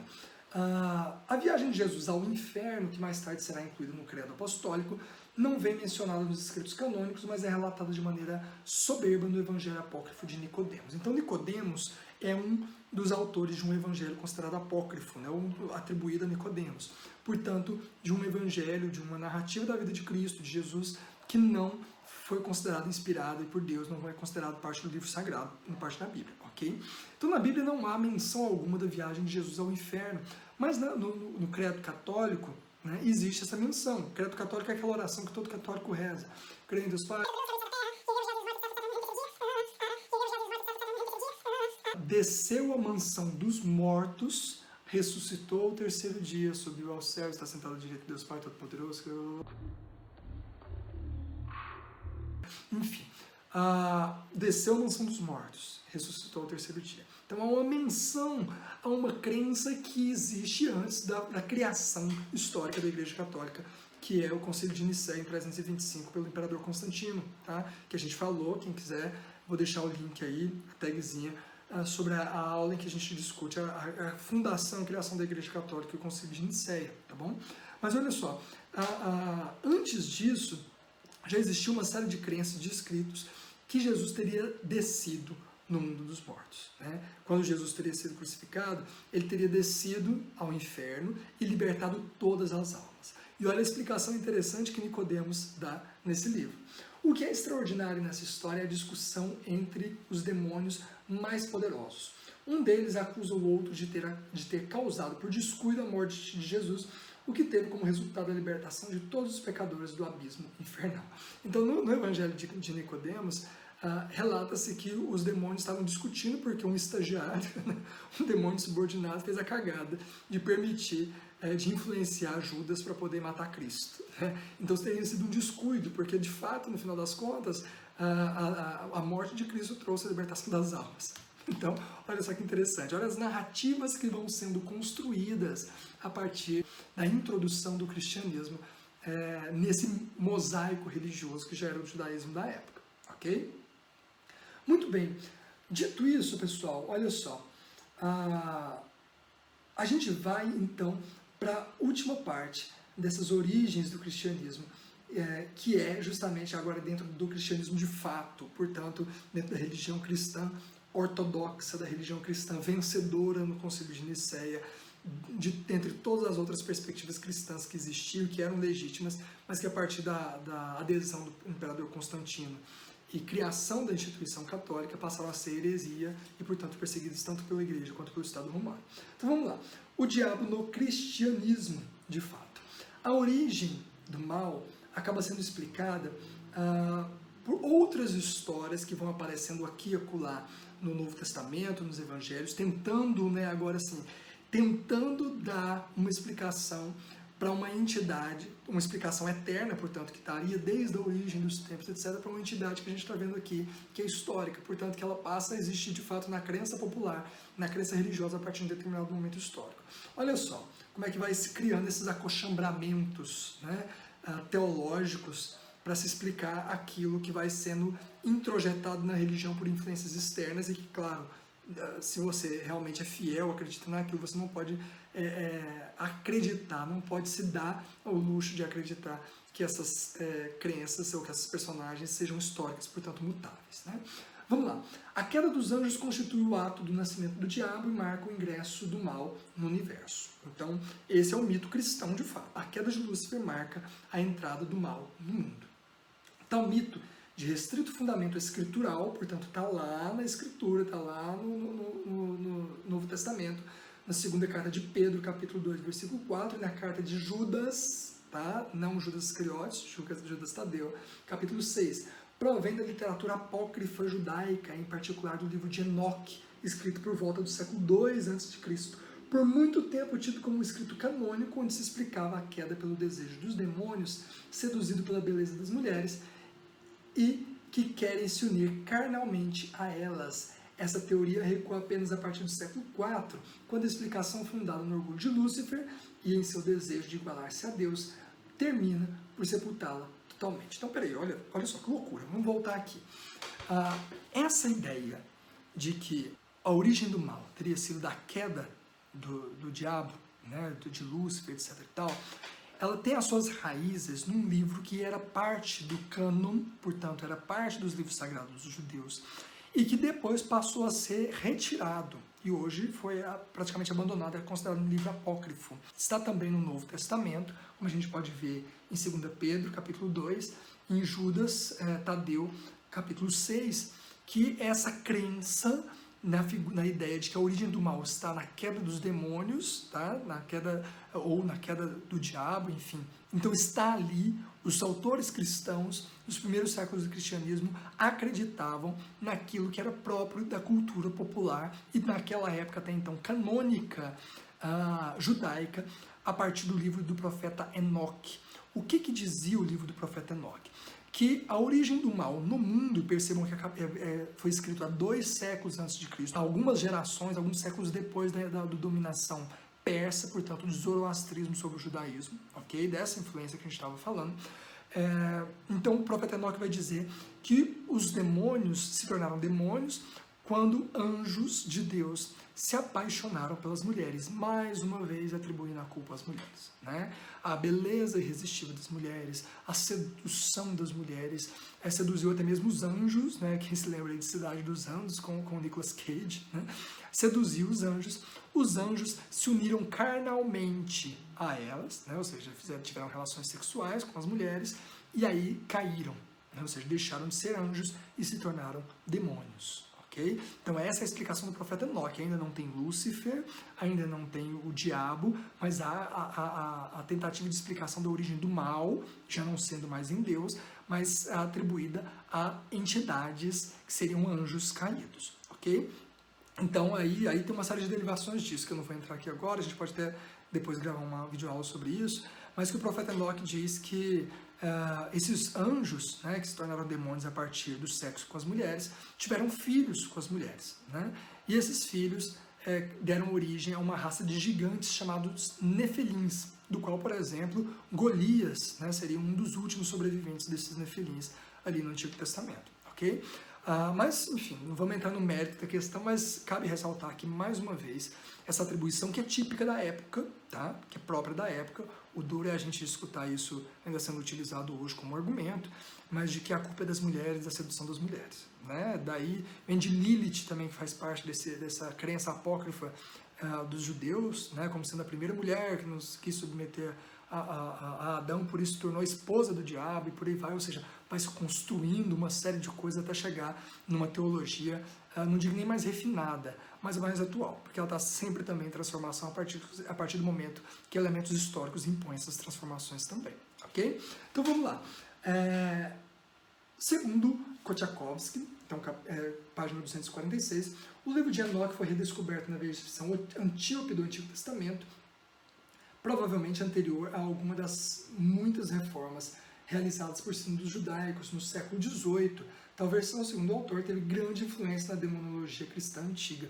Então, só se tem notícia de fato desse livro do profeta Enoque, né, que praticamente se perdeu na história, porque no século XVIII se encontrou uma versão ainda em etíope, portanto já traduzida, o original praticamente se perdeu, né? Mas o fato é que na Idade Média se conhecia, né, alguns desses escritos, sejam de tradições orais, sejam de livros mesmo escritos que se perderam ao longo da Idade Média. Tanto é que muitas das demonologias, portanto, o que é a demonologia? São estudos teológicos que estudam o demônio, quem são os demônios, a hierarquia demoníaca, como que se divide o inferno, como é que funciona, como é que está tudo organizadinho lá embaixo. Então, as demonologias cristãs foram altamente influenciadas pelo livro de Enoque, ok? Ainda segundo o profeta Enoque, de acordo com este documento, os anjos decaídos guiados por Samyasa apareceram na Terra e casaram-se com mulheres e, de acordo a darem início a uma raça de gigantes, como eu comentei com vocês, os Nefelims. Mas vamos lá. Então, dito isso, pessoal, terminando esse mosaico de criação da mitologia demoníaca, o fato é que é só lá por volta do século IV, portanto, só depois do Concílio de Nicéia, um esforço imenso da religião triunfante naquele momento, do cristianismo triunfante, dentre as muitas versões de cristianismo, o triunfante que se tornou a Igreja Católica, de dar uma explicação teológica para toda essa maluquice, não no sentido de mentira, maluquice no sentido de desse conjunto de elementos variados, né, que estavam colocados aí e bombardeando, criando narrativas das mais diversas. Esses elementos, essas narrativas das mais diversas, tiveram a sua versão oficializada pela Igreja Católica, juntando um elemento aqui e outro ali e dando origem a essa história que a gente conhece, de que Lúcifer seria ou um dos anjos de luz, ou um dos serafins, né? Então ele teria tido inveja dos homens, não queria se submeter aos homens, que seriam uma raça inferior, blá blá blá blá, e por isso rompeu com Deus, traiu a Deus e caiu indo aos infernos e dando origem ao mal. Então essa é uma crença que só existe, essa narrativa, a partir do século IV. Antes disso não existe, tá? Historicamente. Vamos lá.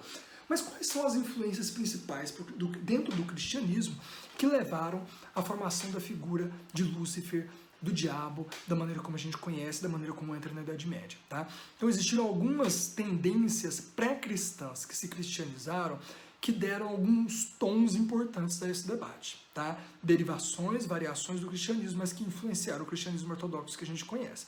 O primeiro deles é o maniqueísmo, provavelmente o mais importante também, tá? O maniqueísmo foi condenado como heresia oriental. Tá?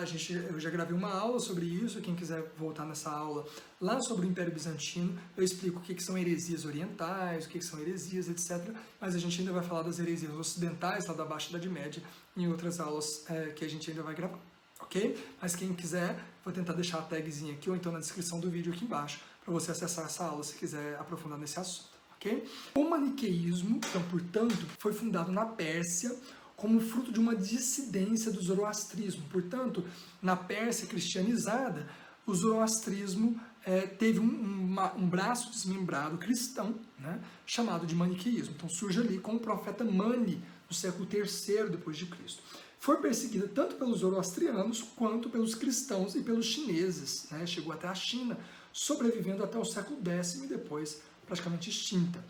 Mas a elaborada cosmogonia maniqueísta implicava uma luta mortal entre o reino da luz e o reino das trevas, cada um dos quais governado por uma complicada hierarquia de anjos. Então, olha só, o maniqueísmo é uma fusão de zoroastrismo com cristianismo. Tá? Portanto, uma perspectiva cristã é tida como heresia, evidentemente, por não estar condizente teologicamente com o cristianismo triunfante católico, tá? Que passou a se tornar apostólico e romano a partir da criação da igreja, de fato, no Concílio de Nicéia. Em que acreditava o maniqueísmo? Que existe uma grande divisão entre bem e mal, entre luz e trevas, tá? Assim como o zoroastrismo acredita, e que todo o mundo, todo o cosmo, portanto, toda a organização celeste, toda a organização da existência é comandada por luz e trevas, assim como nós mesmos, ok? Então, tudo isso marcado por uma interferência imensa na parte da luz pelos anjos e na parte das trevas pelos demônios. Essa luta entre os dois reinos independentes e que inicialmente estavam separados teve um começo no tempo, a invasão do domínio divino pelo diabo, e acaba com a vitória final da luz e com a segunda vinda de Jesus. Então, para eles, para os maniqueístas, o mal começa quando o diabo, que já existia, olha só, essa é uma perspectiva importante, que advém do zoroastrismo, acredita-se que o diabo seja uma divindade, assim como Deus. Tá? Então, aqui a gente tem, diferentemente do cristianismo, que acredita que só existe um Deus, e que esse Deus é criador do próprio diabo, o maniqueísmo acredita em diteísmo, vamos colocar assim, ou seja, duas divindades distintas, Deus e o diabo. Tá? E que o diabo invadiu o reino da luz, dando origem a essa guerra, né, cósmica que só vai acabar com a segunda vinda de Cristo e com a derrota final das trevas pela luz. Entretanto, a guerra é onipresente em cada ser humano, as forças da luz opõem-se aos elementos diabólicos ou materiais, sendo estes últimos expressos pelo ódio e pela luxúria. Logo, a nossa salvação reside em que devemos recusar as pressões da matéria. Este princípio leva a uma moralidade ascética em todos os domínios da vida terrena, sexo, comida, bens materiais, etc, etc. Então, olha só, pessoal, qual que é a consequência disso? O maniqueísmo acreditava que tudo aquilo que é domínio da matéria, tudo aquilo que é material, inclusive o nosso próprio corpo, a nossa carne, é de domínio do diabo, né? Ou seja, desse Deus das trevas. E tudo aquilo que é espiritual, intelectual, tudo aquilo que vem da devoção, dos sentimentos, etc, etc, etc, tudo isso vem da luz, né, de Deus, de Jesus. Então, isso significa que o nosso próprio corpo pertence ao diabo. Então, quanto mais nós nos martirizarmos, quanto mais nós fazemos penitência, quanto mais nós recusarmos aos prazeres carnais, daí a recusa total ao sexo, a autoflagelação, jejuns absolutamente quase intermináveis, inclusive recomendando o próprio suicídio como uma forma de vencer as trevas, é uma consequência prática da religião maniqueísta. Lembrando que essa religião influenciou diretamente uma outra religião considerada como heresia ocidental, que a gente vai fazer uma videoaula específica sobre esse tipo de heresia, chamada de catarismo, os cátaros, tá? Ou albigenses, lá na Baixa Idade Média, século XIII. Tá? Mas enfim, o fato é que a primeira consequência é essa, prática no dia a dia das pessoas. A segunda consequência é teológica. Se a carne, se o corpo é domínio da matéria e, portanto, é domínio do mal, é domínio do diabo, é domínio de Lúcifer, como pode Cristo ter encarnado? Como pode Deus ter encarnado? Não pode. Então o maniqueísmo nega a encarnação de Cristo, e aí é um motivo bastante evidente para ser condenado como heresia pela Igreja Católica, triunfante mais uma vez no Império Romano. Ok? Então essa é a crença do maniqueísmo que influencia diretamente na crença cristã. Então o resultado disso são outras formas de chamadas heresias orientais que são absolutamente interessantes para a gente analisar. Tem várias heresias orientais, ou seja, várias perspectivas cristãs que rompem com essa ideia de cristianismo que a gente tem hoje como oficial. Uma delas, em termos dessa discussão sobre o diabo, para mim a mais interessante é a dos ofitas, né? Vamos ver o que pensavam os ofitas e olha só que curioso. Vamos lá. Os ofitas. Os ofitas descendem, né, é uma dissidência do gnosticismo, que é uma outra heresia oriental, portanto uma outra crença cristã combatida pelo catolicismo triunfante do Império Romano, que tem também esse caráter dualista do maniqueísmo. Mas olha só em que eles acreditavam. Dizia-se que acreditavam que a serpente do Éden era de fato portadora da verdade, embaixatriz do verdadeiro Deus, enquanto Yahvé, ou Javé bíblico, aparecia como produtor da matéria, isto é, do mal. Ao que parece, apontaram muitos traços desagradáveis do caráter de Yahvé que se revelaram através do Antigo Testamento, ira, espírito de vingança, até crueldade, e achavam-nos compatíveis com o que se esperava do Deus, incompatíveis, perdão, do que se esperava do Deus do amor. Este seria, portanto, uma pessoa completamente diferente. Então, olha que psicodélico, né? Olha que loucura, que coisa mais interessante para revirar a nossa cabeça aqui, a crença dos ofitas, que foi praticamente apagada da história e é uma das justificativas teológicas da crença do satanismo hoje, por exemplo. Né? O que eles acreditam? Olha que interessante. Os ofitas acreditavam que a serpente do Éden, ela na verdade era a portadora da verdade. Ela representava o verdadeiro Deus do bem, o verdadeiro Deus da luz. Enquanto Javé, ou Yahvé, o Deus também, portanto, o Deus cristão, era na verdade o Deus do mal disfarçado.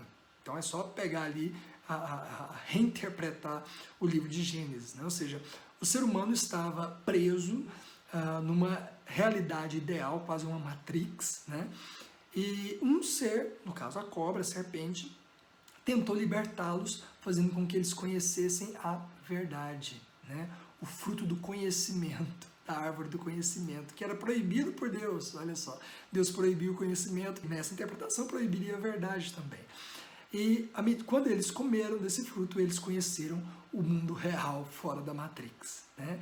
Conhecendo o mundo real fora da Matrix, essas pessoas, ou seja, Adão e Eva, caíram no mundo da desgraça, da desordem, tendo que se subordinar a Deus, tendo que se subordinar a esse mesmo Deus que os expulsou, se quiser voltar à Matrix, se quiser voltar a esse mundo ilusório. Portanto, nessa crença dos ofitas, a cobra e o diabo está tentando libertar o homem pela verdade. A verdade libertaria esse homem e a verdade seria o mundo fora da Matrix. Seria o mundo fora desse reino ilusório que é o reino de Yahvé. É o mundo da matéria, né? É o mundo do sexo, é o mundo do sentimento, é o mundo de Nietzsche. Tá? Para quem gosta da filosofia nietzschiana, é o mundo de Nietzsche. Né? Esse seria o mundo real que está tentando ser escondido, segundo os ofitas, por Yahvé. Olha que loucura, olha que interessante essa perspectiva. Bem semelhante, abre um parêntese aí, mais uma vez na cultura pop, daquele suposto final da Caverna do Dragão, quando disse que o mestre, que eles estavam, na verdade, as crianças teriam morrido naquele acidente no parque, e o mestre dos magos estariam tentando prender eles no purgatório e o Vingador tentando libertá-los. Né? Olha que loucura, psicodélico, mais uma vez, essa perspectiva, mas para dar um nó, né? Abrir um boom na nossa cabeça quando a gente pensa essas possibilidades interpretativas que o mundo cristão e a crença cristã, por ser fechada numa noção de verdade, falsa verdade, segundo os ofitas, não nos permite, ok? Por fim, então, a noção de anticristo, né? Que é também uma noção muito... que gera alguns desconfortos, né? Que gera algumas confusões, melhor dizendo, gera algumas confusões sobre quem é Satã, quem é o diabo, etc. Então também não é óbvio que Jesus quisesse referir-se a figuras diabólicas quando falou de falsos cristos, que apareceriam logo antes da sua segunda vinda para enganar as pessoas com seus milagres. Supor-se-ia que os falsos profetas seriam antes homens empregues pelo diabo na sua desesperada batalha final. E quando São Paulo assegura que a parousia ou parúzia será necessariamente precedida pelo governo do grande pecador que fingirá ser o próprio Deus, está lá em 2 Tessalonicenses capítulo 2, de 2 a 12, não sugere que o grande impostor será o próprio Satanás. Nas epístolas de São João, onde de fato aparece o nome anticristo, este parece ser um nome genérico e que se aplica a todos que se recusam a aceitar a encarnação de Jesus Cristo. Então, olha só, a ideia do anticristo, utilizada politicamente, inclusive, pela reforma, pela igreja, né? Ou seja, utilizado politicamente nos vários momentos de conflito religioso, a ideia do anticristo não é que ele seja necessariamente o diabo.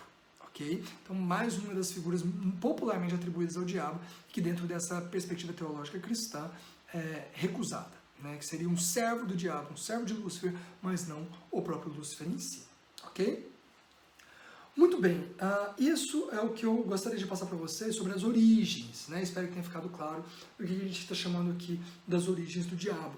E aqui a gente vai para a nossa última parte, a nossa última reflexão sobre o diabo, essa série de transformações do diabo, chegando no que a gente chama de diabo medieval. O que é o diabo medieval? E aqui eu trago para vocês a figura de Baphomet. Tá?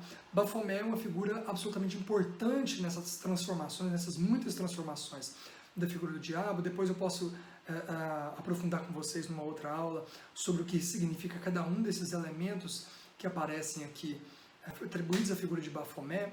Mas olha só, três são importantes para chamar a atenção de vocês. O primeiro, a ideia do bode, né, da figura do animal, com asas, do anjo caído, dos seios femininos, etc. O segundo, ou seja, são atribuições que só aparecem a partir do final da Idade Média, como que eu quero mostrar para vocês agora. Então, essa perspectiva do diabo a partir de animais, do diabo como um anjo, etc., isso com os pés de bode, né? Isso não aparece, isso não existe, não é registrado na história antes praticamente dos últimos séculos da Idade Média. Tá? E esse símbolo que aparece aqui nas mãos do diabo, que a gente chama de pantocrato. O que é o pantocrato? É esse símbolo, tá? Que representa os dois dedos de cima, Cristo voltado para o céu, então é o símbolo de Cristo, é o símbolo do poder de Cristo, né? Os dois dedos voltados para o céu, portanto da sua origem, do seu poder divino, os dois dedos voltados para a terra, que seria a sua origem humana e o seu poder terreno, e o dedo do meio como sendo ele, o próprio Cristo, como mediador, ok? Talvez isso tenha alguma relação, não sei dizer, né? Mas é possível talvez pensar na possibilidade que isso tenha a ver também com a influência helenística. Mas o fato é que esse símbolo é um símbolo muito importante utilizado na Idade Média. Aqui representa o poder, o símbolo representa então o poder, tá? O poder divino e terreno. E o diabo está apropriando-se desse poder. Inclusive, só uma curiosidade, quando o padre, né, na Igreja Católica vai abençoar os fiéis, a gente acha que faz assim, né? Abre a mão, vai fazer assim. Na verdade, o que ele faz, né, é justamente o pantocrato, normalmente sem tanta, né, sem aparecer dessa maneira, né? Mas assim, né? Então faz lá o Papa abençoando, o Padre abençoando, etc. Ele abençoa a partir desse símbolo, o pantocrato, tá? E que está presente aí nas mais diversas imagens, principalmente medievais de Cristo. Fechando parênteses, voltando aqui. Então a gente pode dizer, pessoal, que a história do diabo medieval, as transformações do diabo medieval, podem ser divididas pelo menos em 3 momentos distintos, em 3 fases distintas. O primeiro dos séculos V ao século IX, tá? Então, o primeiro momento, a primeira fase. Um segundo momento do século XI e XII, e o que interessa para nós principalmente do século XIII em diante. Tá? Vamos lá, do século V ao século IX. Quais são as características? Satã não possui uma imagem repulsiva até o século IX. Então, olha só, antes do século IX não há nenhum registro de Satanás, de Satã, do diabo, com a imagem de monstro. Essa coisa repulsiva, de chifres, de rabo, de tridente na mão, espetando as pessoas. Não há qualquer registro histórico do diabo com essas feições antes do século IX. Tá? Antes do século IX não há isso. Então, por quê? A preocupação basicamente do europeu no século IX era muito pouco com esses aspectos teológicos. Até o século IX, quando começam as últimas invasões de fato, que são dos normandos ou vikings, né, no norte, dos húngaros no leste e dos muçulmanos sul e oeste, até o século IX não há, né, essa preocupação. A preocupação é outra, né, dessas populações. À medida que essas invasões vão cessando, a Europa vai se tornando cada vez mais estável, vai abrindo espaço para esse tipo de narrativa que a gente vê como nos dias de hoje. Okay? Então, existe uma atribuição da figura do diabo apenas à ideia da peste, da doença, das guerras, portanto, dos males, mas não a figura do diabo da maneira como a gente entende hoje, com essas características gráficas, vamos colocar assim, específicas que o diabo adquiriu e passa a ter até os dias atuais. Então, existia, claro, um medo popular do diabo que vai se desenvolvendo ao longo de toda essa chamada Alta Idade Média e que vai deslanchar, de fato, a partir do século X, século XI, ok? Que medos são esses? A ligação entre o diabo e a noite, né? A gente falou um pouquinho sobre isso, da possessão de animais, principalmente gatos, ratos, vermes, bodes, etc., e da sexualidade, né? Ou seja, o mito da possessão sexual noturna das mulheres. Mas isso eu quero falar com vocês um pouquinho mais para frente, na segunda parte do nosso minicurso, tá? Portanto, também na segunda parte da nossa videoaula sobre esse assunto, quando a gente for falar da questão da bruxaria, da Inquisição, etc. Ok? Mas vamos lá. Então esse é o primeiro momento. Um segundo momento, a segunda fase, é entre o século XI e o século XII, tá?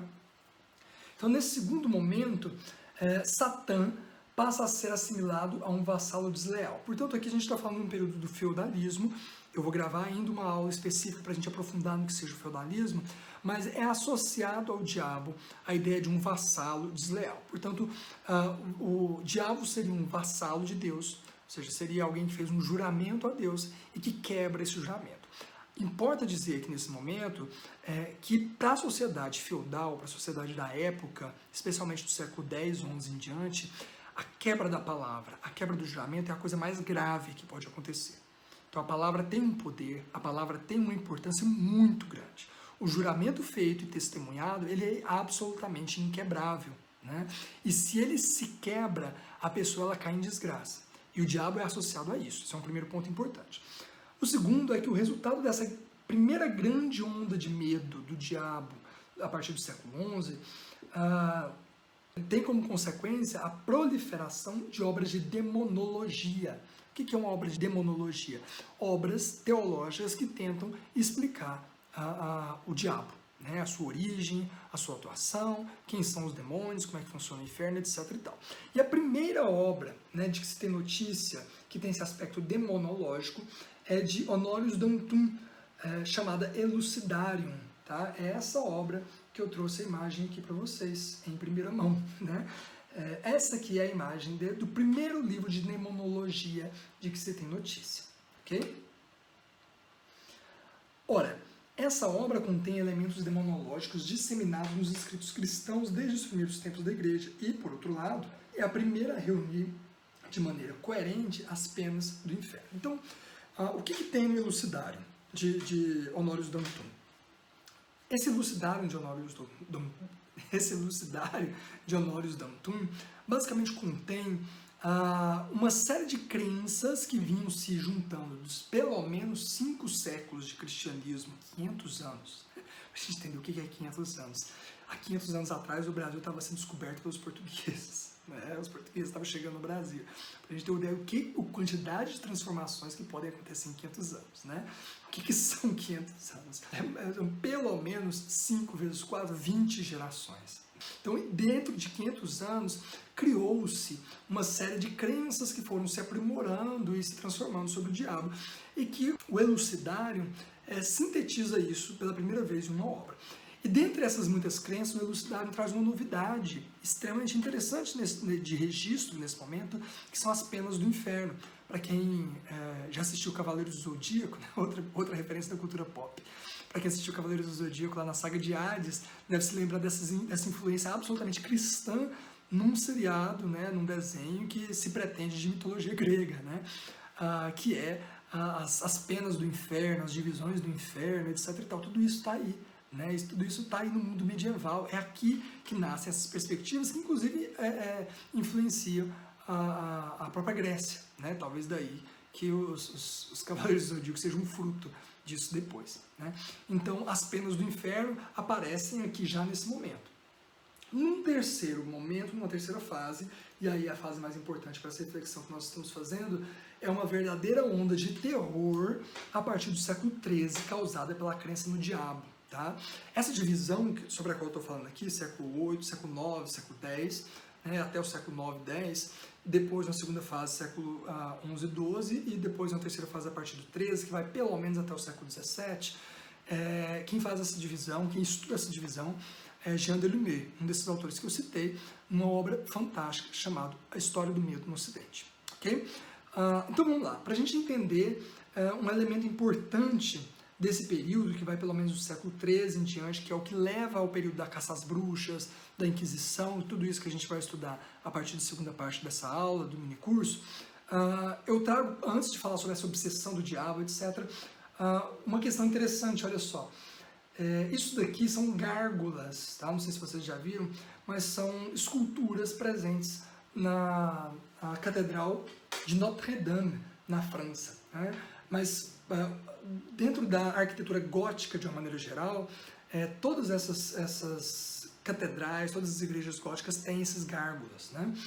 Os gárgulas, qual que é a função dos gárgulas? Qual que é a função da estrutura arquitetônica de uma igreja gótica? Por exemplo, vamos pegar o caso da Catedral de Notre-Dame ou da Catedral de Colônia, onde eu morei, tive a alegria de morar durante 6 meses, e digo para vocês, é a coisa mais impressionante que eu já vi na minha vida em termos de arquitetura, é a Catedral Gótica de Colônia, que é a mais alta do mundo no estilo gótico, né?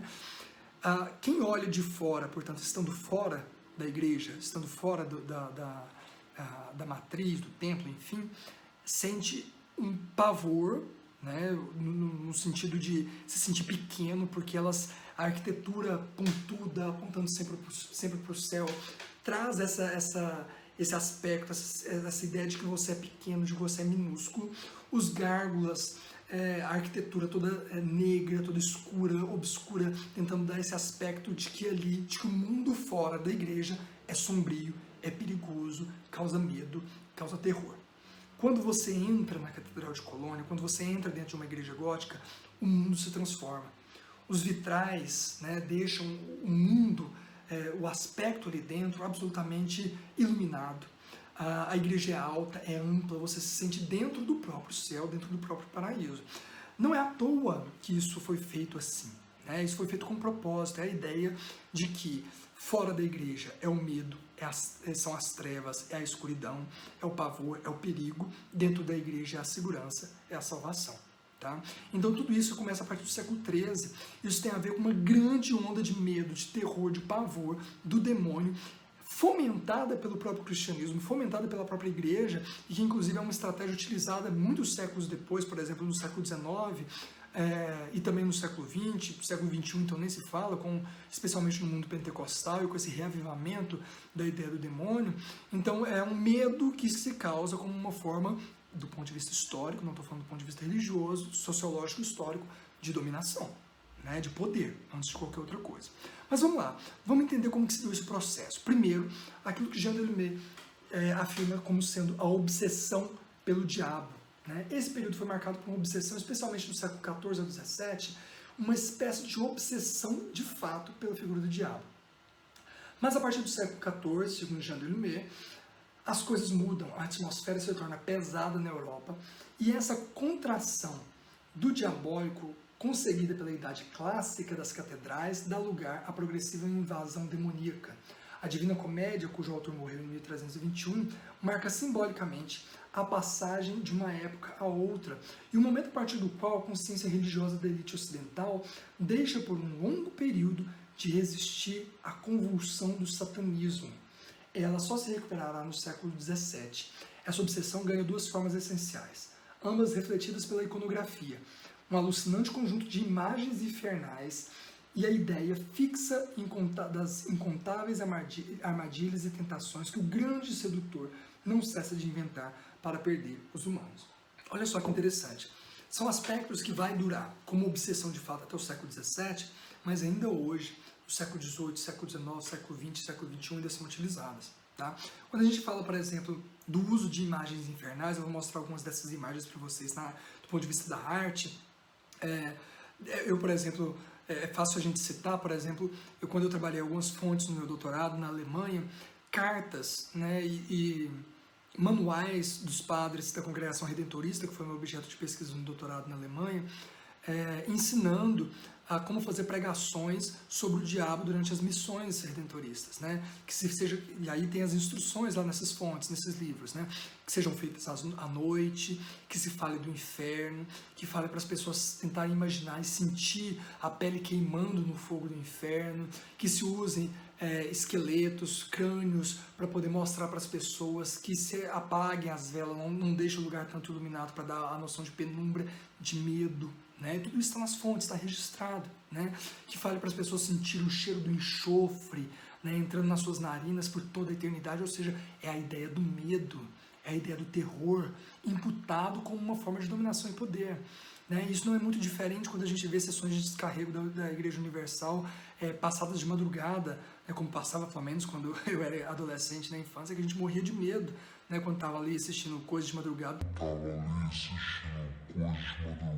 Tava passando o canal e de repente aparecia lá sessões de descarrego, né? A ideia é isso, a ideia é causar um medo, né? Quem assistiu, por exemplo, O Exorcismo de Emily Rose, um filme fantástico, eu particularmente assisti no cinema, a mensagem do filme é clara.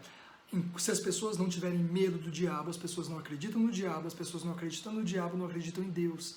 Né? Ou seja, essa é uma estratégia de poder dentro do cristianismo. E a partir do século XIII, isso se transforma de uma estratégia de poder numa estrutura cultural da sociedade, que vai pelo menos até o século XVII, no mínimo como obsessão, e tem como consequência direta os processos de inquisição, seja católico, seja protestante, e o extermínio de milhares de pessoas sob condenação de bruxaria e pacto com o diabo.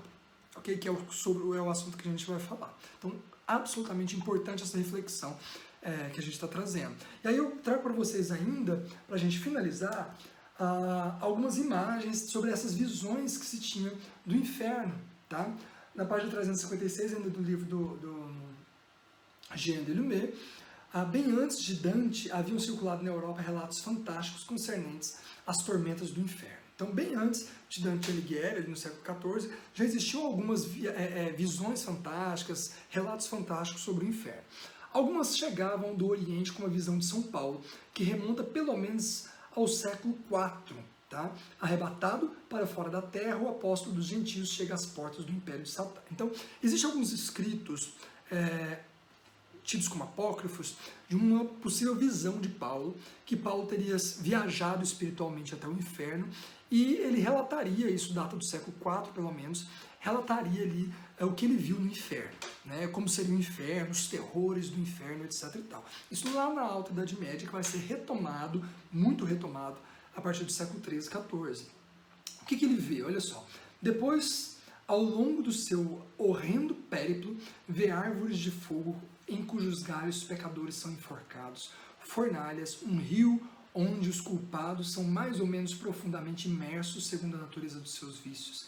Enfim, o poço do abismo que desprende densa fumaça e odor insuportável. Elementos da visão de São Paulo encontram-se em lendas irlandesas, em particular na visão de Tundal, cujos horrores nada têm a invejar ao que se pode ler depois em A Divina Comédia. Então, olha só. Primeira coisa importante. Esses relatos, imagina, hoje para nós, né, parece uma coisa até risível, a não ser para as pessoas que são realmente devotas, uma pessoa que tem uma crença muito profunda e arraigada no cristianismo. Mas para as pessoas em geral que não têm essa crença arraigada, mesmo sendo cristãos ou não, tenta imaginar o que é um homem medieval, absolutamente imerso na visão religiosa, absolutamente certo, seguro de que essa visão religiosa é a verdade, imaginar essas visões de Paulo do inferno, né, atribuídas a Paulo do inferno. Né? Imagina fogo, né, pessoas enforcadas em árvores pela eternidade, sendo enforcadas, rios de sangue e de fogo, cheiro de enxofre, etc. Tudo isso causa pavor. Né? Daqui a pouco eu vou mostrar algumas imagens para vocês dessas representações artísticas, principalmente de Hieronymus Bosch, ali do século XIV. Imagina as pessoas vendo isso, o sentimento de medo, de terror e a crença, o mais importante, de que a única salvação desse inferno é a submissão à igreja e ao cristianismo. Tá? Mas olha só, um outro ponto importante que o Delumet traz é que essas mesmas visões de Paulo, na verdade, são tiradas, são adaptadas de uma outra lenda irlandesa, portanto ali de origem celta pelo menos, que é a visão de Tundal. Ou seja, que são adaptações próprias da relação entre cristianismo e paganismo dos primeiros séculos da era cristã, que é, inclusive, uma das próximas aulas que eu vou gravar sobre a história medieval, que posso estar aqui no canal, de um livro do Oroncio Giordano, a religiosidade popular na Alta Idade Média, para a gente discutir o paganismo, né, e a origem do cristianismo nessas relações, ok? Então, advém dessa relação, olha só, que é tirada já de outras religiões que possuíam, por sua vez, essas visões do inferno. Não dá para dizer que o grego, que acreditava no Hades, também não temia a ida para o Hades, né? E que também existissem relações de dominação, como existe em toda religião. Tá? Então não é uma exclusividade do cristianismo. As crenças são diferentes, mas essa ideia de um mundo de medo, de terror, ao qual você tem que evitar a partir de uma prática ética, ou no caso dos gregos, da construção e da permanência do seu nome de maneira heróica na história, são os caminhos para se evitar essa danação eterna, ok? Então, voltando aqui na leitura, entre os espetáculos assustadores oferecidos por esse inferno nórdico, eis especialmente um lago de fogo e um lago de gelo, animais formidáveis que se alimentam das almas dos avarentos e das almas dos religiosos infiéis a seus votos, pântanos fumegantes cheios de sapos, serpentes e outros animais horrendos. Olha que loucura, né? Que coisa mais interessante. Mas vamos para algumas imagens para a gente perceber na prática o que as pessoas viam, né? Porque as pessoas conheciam essas tradições de maneira oral, né? Passadas a partir das tradições orais ou escutando na igreja durante os sermões, porque as missas eram em latim. Mas então as imagens tinham um poder absolutamente impactante dentro das catedrais. Então imagina essas obras de Hieronymus Bosch, que eu vou mostrar para vocês do século XIV, sendo pensadas e refletidas nesse período de terror e de medo das pessoas durante o período do fim da Idade Média. Olha só, alguns quadros do Hieronymus Bosch. Vejam alguns elementos que eu vou trazer aqui bem rapidamente para a gente poder concluir a aula, né? As mulheres, né? A questão das mulheres nuas, provavelmente sendo punidas por conta dos seus desvios sexuais, né? Olha só a figura do demônio, né? A figura horrenda dos demônios a partir de uma perspectiva animalesca, a partir de uma perspectiva que causa medo, né?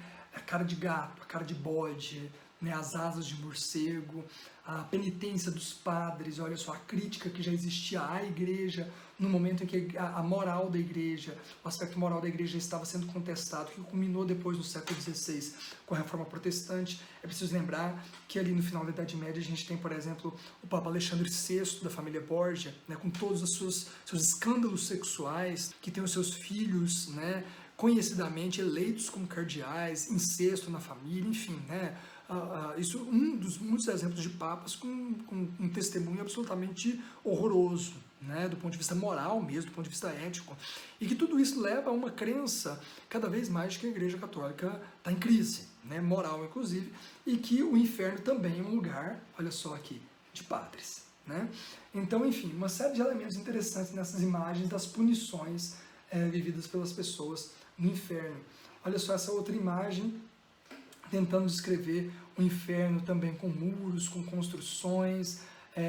Olha que interessante aqui nessa imagem a ideia de que os demônios também têm as suas práticas muito comuns das pessoas, jogando baralho, pessoas sendo torturadas, absolutamente torturadas, aqui muito semelhante a quem gosta de Game of Thrones, né, da maneira como alguns esfolamentos aconteciam, enfim.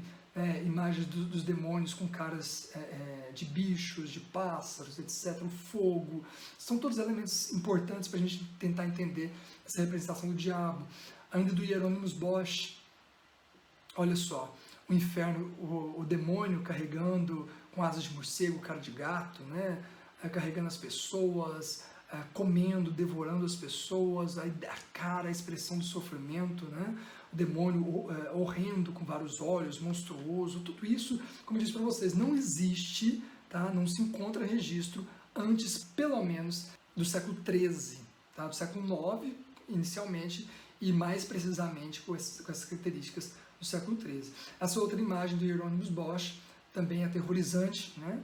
Do demônio como um grande monstro, comendo e defecando as pessoas pela eternidade. Olha que imagens horríveis, né? Que imagens que causam terror, né? Do sofrimento, da tortura eterna. Imagina tudo isso aqui, o demônio causando cegueira com chifre, né? Do demônio devorando as pessoas, enfim, tudo isso daqui sendo imaginado, que você passando por isso pela eternidade. Olha só, a crença passada pelo diabo ou sobre o diabo na Idade Média. E aqui uma representação do inferno de Dante, da obra de Dante Alighieri. Quem assistiu aí Inferno, de Dan Brown, deve se lembrar dessa imagem, dos níveis do inferno, descrita minuciosamente por Dante Alighieri na obra A Divina Comédia.